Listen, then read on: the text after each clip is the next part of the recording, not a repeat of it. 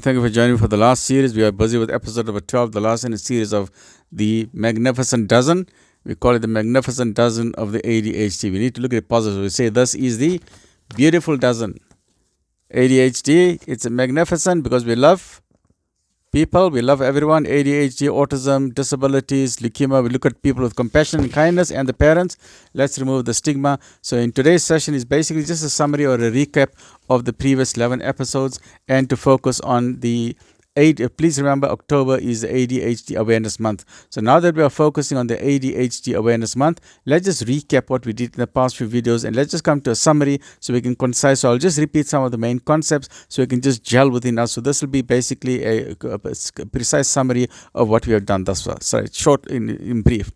ADHD Awareness Month happens every year in October. So please remember, October is the ADHD month. Tell your teachers, tell the school principal that they must do some activities, or maybe they can do some art projects or some pamphlets to explain to all the, maybe you as a parent print out some handouts to the school where your child is, give it to the teacher. They must give it out to all the students in class. They must give it out to the teachers, give it out to the principal, give it out to other schools as well. So let's get creative. Tell a business people to start sponsoring. They can sponsor money to make photocopying or printing and give it out to as many schools as possible. Share it on your social media if you don't have the money. So just share this video. It's just a matter of a click. You just put one click, send it to all the teachers groups, send it to the teachers association, send it to all the schools in the country. So thousands of schools must have the information, thousands of teachers must have it, and the pupils send it out to all the social media groups. So everyone must know about ADHD. We got just a few more months before it's October. So in the next 2 months, let's make everyone aware about ADHD. Let's share knowledge.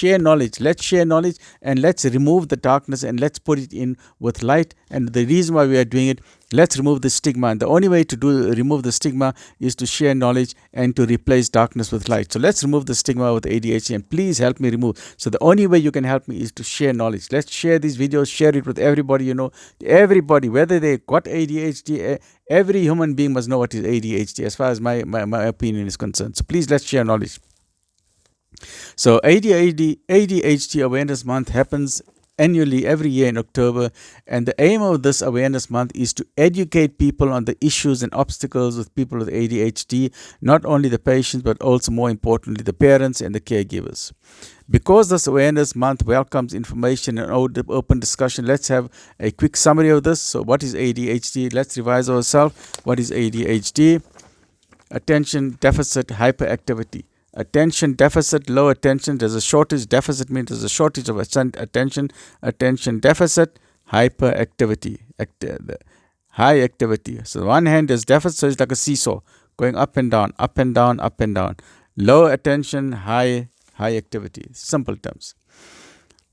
So if ADHD isn't diagnosed during childhood, a lot of adults can have it and they can still live perfectly normal lives. I've had many patients who've had parents didn't know they had ADHD, but from a medical point of view, now that I watch them, I say, that kid got ADHD, but the parents are oblivious to it, and today the children are married, no problems, they got kids of their own. So sometimes we must not emphasize too much. Maybe it's just growing pains and the child will eventually grow out of it and live a wonderful and healthy. So let's always be positive. Let's not focus too much on these type of things. If there is no genuine, clear diagnosis, always make absolutely sure that have you got an absolutely clear diagnosis.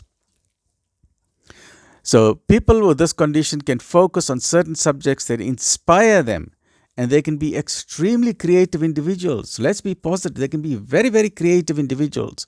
So some of the symptoms of ADHD which we spoke, extreme cases of impatience because of the hyperactivity, poor organization skills, difficulty prioritizing tasks, mood swings, often with temper, general restlessness, fidgetiness, tendency to begin tasks but they don't complete it, poor attention to detail, they can't complete what they're doing, they're constantly losing things, they're interrupting things, they're jumping the cues, they're making the classroom a disruptive influence.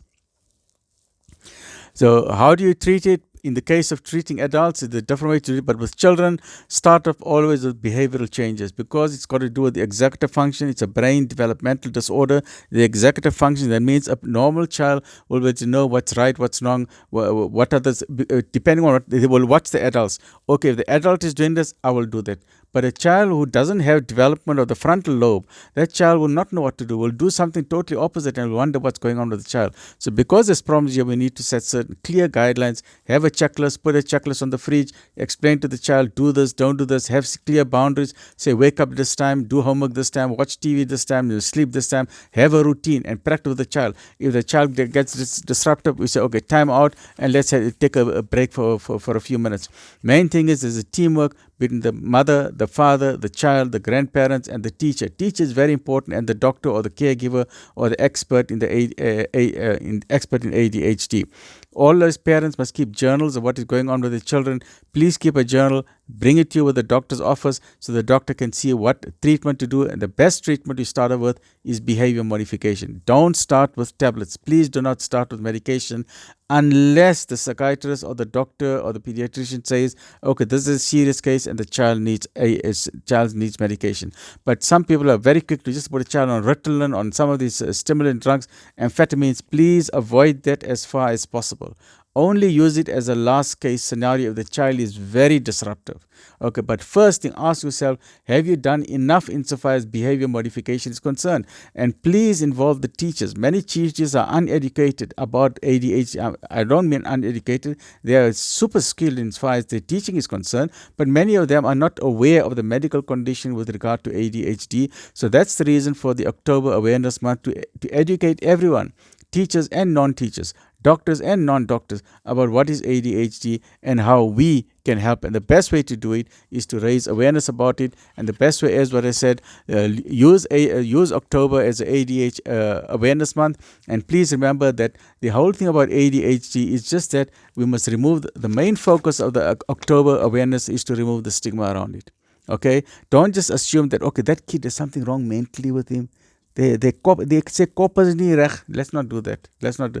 The cop is fine. There's nothing wrong with the brain. Well, there is something wrong with the brain, but it's a developmental milestone as far as I'm concerned. Okay, it's a neurodevelopmental problem, but is what I say. The brain is a fabulous gift from the Creator, from Most Merciful. It is a wonderful gift. So let's use it as a beautiful brain. Even if you've got ADHD or you've got autism spectrum disorder or any other difficulty, remember that there's some areas of the brain. Okay, the frontal lobes, we know, okay, in the child with ADHD, got problems with executive function. But there's other areas of the brain that are beautiful and they're fabulous. Is your child kind?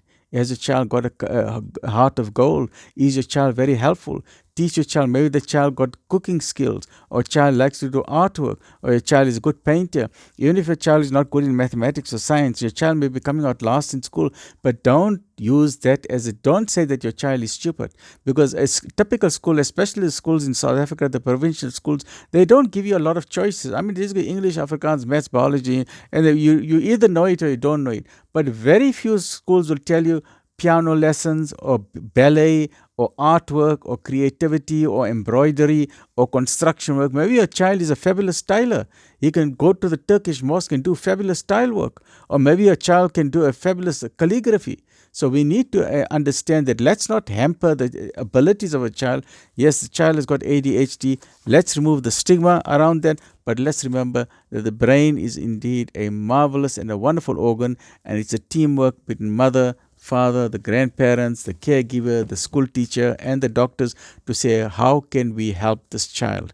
And please, let's motivate to our government to increase the resources for our teachers and for our doctors and for the parents, and let's support those organizations, both the research organization at university like at Stellenbosch University, as well as other research organizations, as well as companies who are focused on ADHD. So please, main thing is, let's share this knowledge. The main problem about stigma is that people are uneducated. They don't know what it is. And when you're not sure about something, what happens? You get afraid. Stay away from the child. And remember the final word, the word fear. If you're fearing someone, the word FEAR stands for false evidence appears real. So it's something that's false. You're scared of something that's false.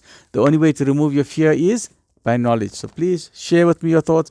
Thank you for staying with me for these 12 programs. Stay well, and if you got a child with ADHD, I wish you all the success with all the barakah and blessings, the du'as with all of you, and may your life be filled with barakah and blessings.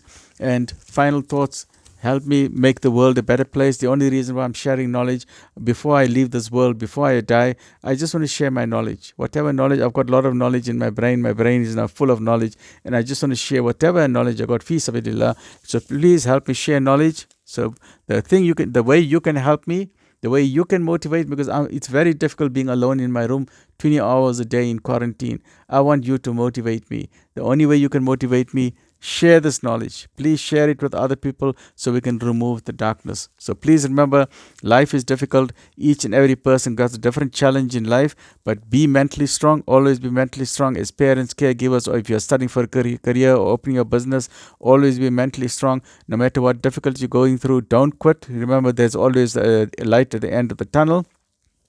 May your life be filled with blessings and barakah. And always remember God, Alhamdulillah, praise be to God most merciful. And from my side, warmest regards, and with kindness and with love, stay well and look after yourself. Alhamdulillah Rabbil-Aa'la'meen. MashaAllah. Alhamdulillah.